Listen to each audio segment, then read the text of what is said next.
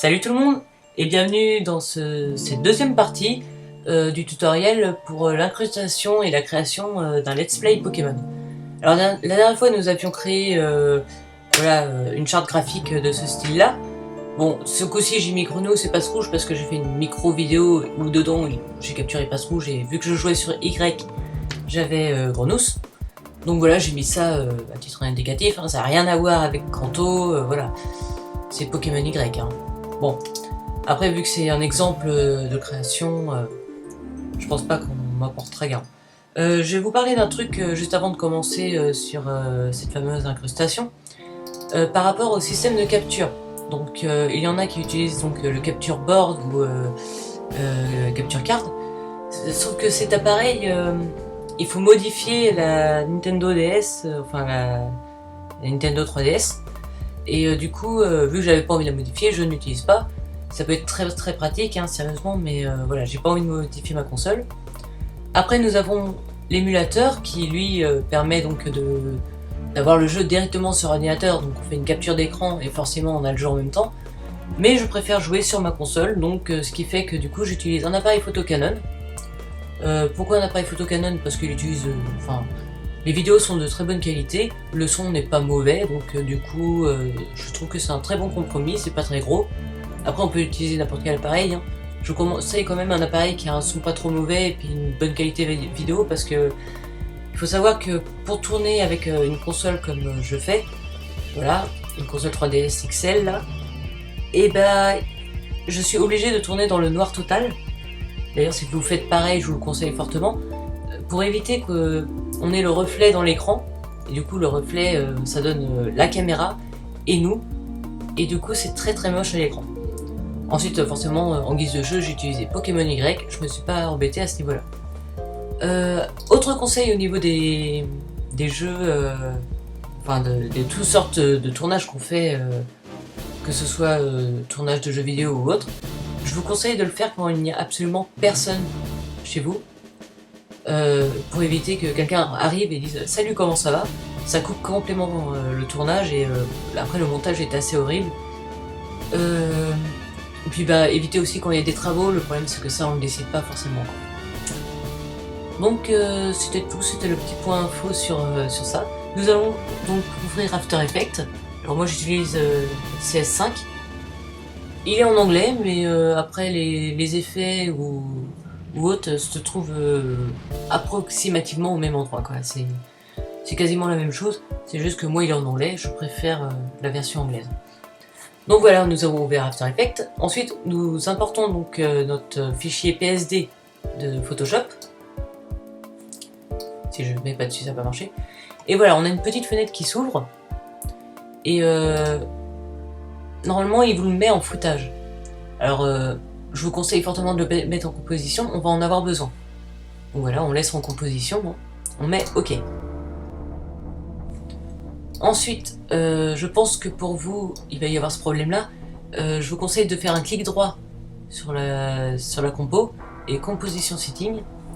Et ici, vous êtes certainement à 30 secondes. Je vous conseille de le mettre un peu plus, hein, un peu plus que le temps de votre vidéo en tout cas. Un petit peu plus. Après c'est pas méchant mais je vous conseille de le faire sinon vous allez être embêté par la suite. Donc voilà, on a donc notre Aquaclean. On peut double-cliquer dessus, ça nous l'ouvre à la taille de la compo comme vous l'avez sorti en PSD. Donc voilà, jusqu'à là pas de problème.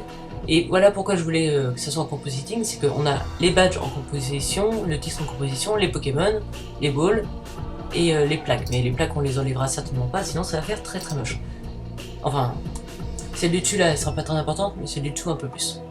Ensuite nous allons chercher notre petite vidéo, hop, on l'importe, exactement la même chose.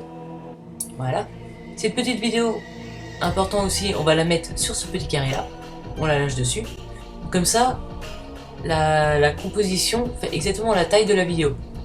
Donc si vous faites un petit peu de montage avant, et ça sera pile poil le temps du montage et pas plus, pas moins.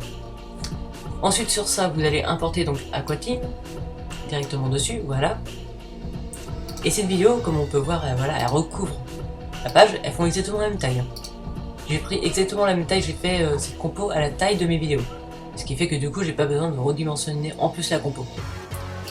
Donc cette vidéo, vous appuyez sur S pour ouvrir la taille de l'image. Je vous conseille de le mettre à 70 ou un truc dans le genre, que ça corresponde à peu près au carré qu'on a là. Ça va le recouvrir par la suite, mais c'est pas grave. Ensuite, vous prenez cette petite plume et vous faites le tour de la vidéo. À ce moment-là, on est en train de créer un masque en fait. Voilà, vous prenez un petit peu plus large que la vidéo, plus large, plus serré. Vous pouvez prendre un petit peu plus serré, voilà, ça gêne pas s'il y a un petit écart à ce niveau-là. Vaut mieux avoir plus de couleurs comme ça que de noir en fait. Voilà, on a pris la vidéo. Ensuite, toujours sur cette vidéo, on appuie sur M une fois, on referme ici et on l'ouvre. On est dans le domaine du masque et on a ceci qui floute la vidéo sur les bords. Ça joue sur le masque. Alors je vous conseille de le mettre aux alentours des... Ouais. On va le mettre à 5. C'est bien 5. Et le masque extension, ce qui fait que du coup si on l'augmente, on a le noir qui réapparaît. Et nous on va le baisser un petit peu, on va le mettre à -3. Voilà. Comme ça on a un tout petit effet flouté autour là, que je trouve assez joli. Ensuite, on clique sur la vidéo. J'ai été cliqué sur la petite flèche aussi. On prend la vidéo et on la glisse à la place, enfin à sa place quoi. On referme ça, on n'en a plus besoin pour le moment. On va d'abord aller travailler sur les badges, parce qu'on n'a pas de badge. On double-clique sur Aquateam, ça nous ramène là forcément. Et ensuite on double-clique sur les badges. Donc voilà, ici on a réellement que les badges. Donc voilà, je peux l'éteindre, hop, le badge roche il disparaît, jusqu'à là pas de problème. Sauf qu'on veut pas avoir tous les badges comme ça, et on n'a pas envie non plus qu'ils disparaissent complètement. Du coup, qu'est-ce qu'on fait? On clique sur le premier badge, on va dans Effets, et dans Effets, vous allez dans Color Correction, et vous allez dans Use Saturation. Donc dans ça, vous mettez la saturation à 0. Donc, vu que c'est le badge roche, ça se voit pas énormément, mais c'est pas très grave. Et ça, vous le mettez aux alentours des -80. Voilà, ça fait un petit effet, on l'a pas encore chopé, mais il est pas loin. Ensuite, vous cliquez sur Use Saturation, et vous faites CTRL-C, et vous collez avec CTRL-V sur tous les autres badges. Voilà, et voilà. Comme ça, ils se mettent tous en espèce d'obscur d'ombrage, on va dire. Et quand on retourne sur la vidéo, voilà, ça fait vraiment les badges qu'on peut obtenir, mais qu'on n'a pas encore obtenu. C'est un petit détail, moi j'aime bien avoir l'ombre des badges, et vraiment une ombre, pas juste un machin tout noir, un bloc quoi. Une ombre c'est quand même vachement plus joli. Ensuite, niveau des Pokémon, bon, à ce niveau là j'avais pas encore passe rouge, hein, j'ai joué vite fait comme ça pour m'amuser. Il s'avère que le petit passe rouge je l'ai eu à 1 minute, donc ici on clique une fois, on clique juste pour avoir le petit numéro, et ici on va à 1 minute, on clique à côté, et ça nous emmène à 1 minute. Voilà, c'est le moment où j'ai capturé le petit passe rouge. Je vous conseille de faire ça en amont, hein, de regarder la vidéo, et à chaque fois de noter les trucs que vous allez avoir à noter, du style si vous comptez modifier les niveaux. Voilà, c'est ce que je fais, c'est les niveaux, la thune, et le nombre de combats effectués. Voilà, c'est les petits détails, les évolutions, les badges. Là, c'est la capture de passe rouge, donc on l'a capturé à ce niveau-là. Si on va dans Aquateam, Pokémon, voilà, on est... c'est lui passe rouge?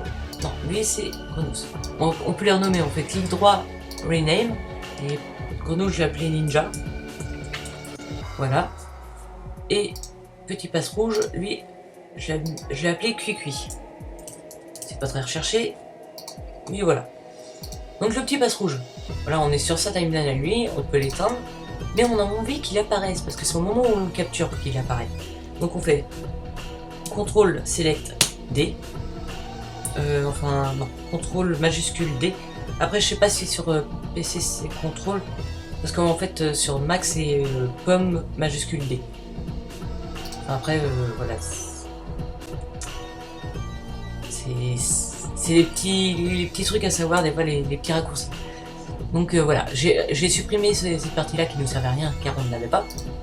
Et ici vous faites T pour l'opacité. Alors on va aller jusqu'à 10 images. 1, 2, 3, 4, 5, 6, 7, 8, 9, 10. Et ici on va cocher opacité. ça nous met un petit curseur. Là, si on zoome, on a avancé un petit peu sur la vidéo.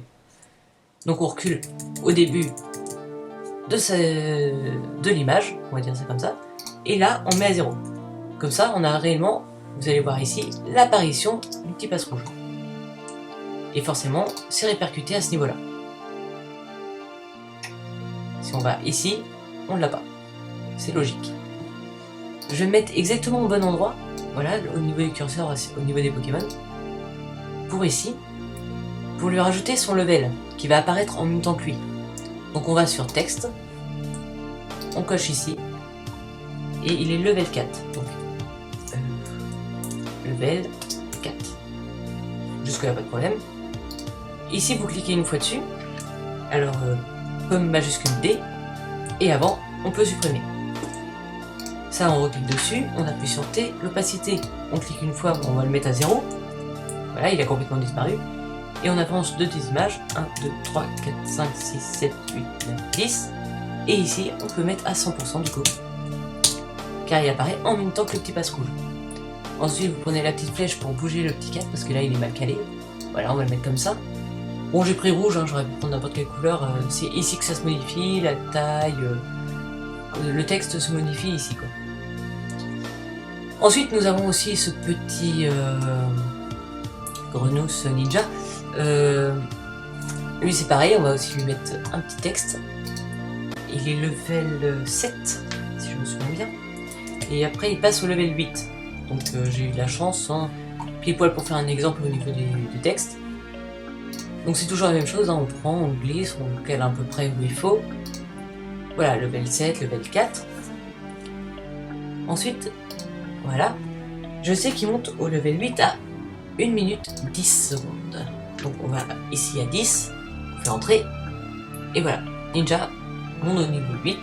Donc on clique dessus, alors pomme majuscule D, on double-clique pour que ça se mette en surbrillance, on clique une fois à côté du 7, on l'enlève, on met 8, voilà, comme ça il est monté au niveau 8. Je fais pas trop d'effet de floutage au niveau des chiffres parce que ça demande beaucoup de temps après.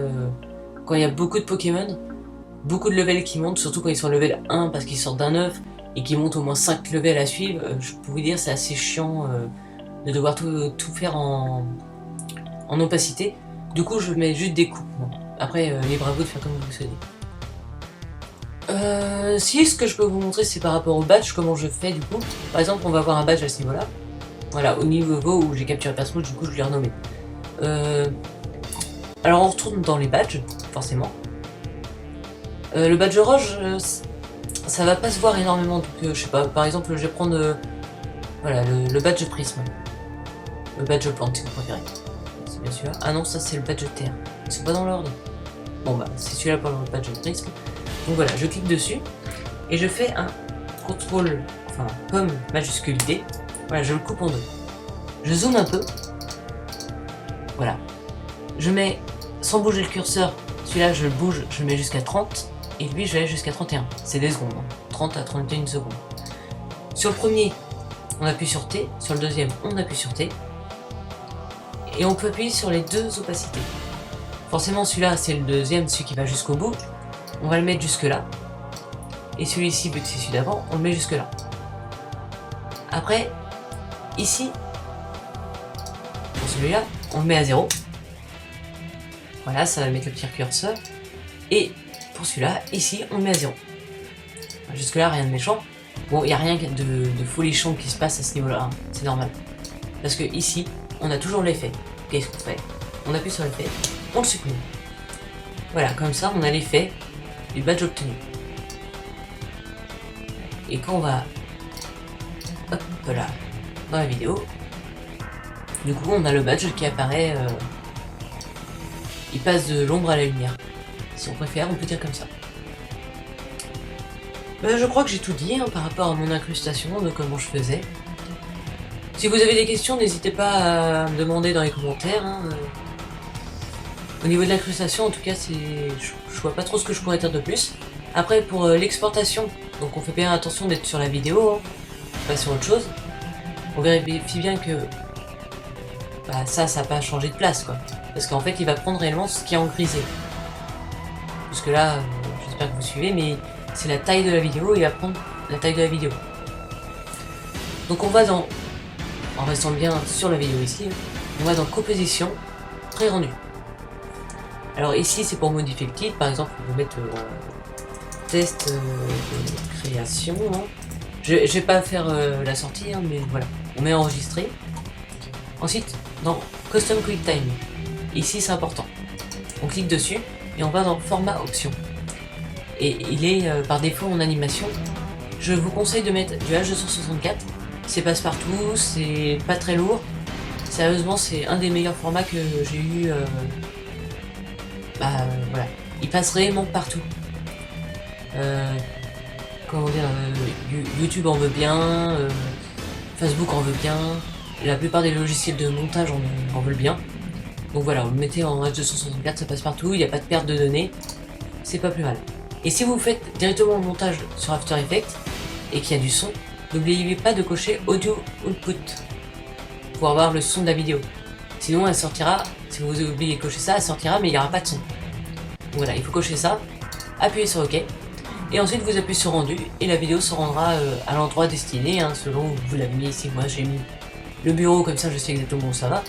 Et après, voilà, vous appuyez sur rendu et la vidéo se lancera.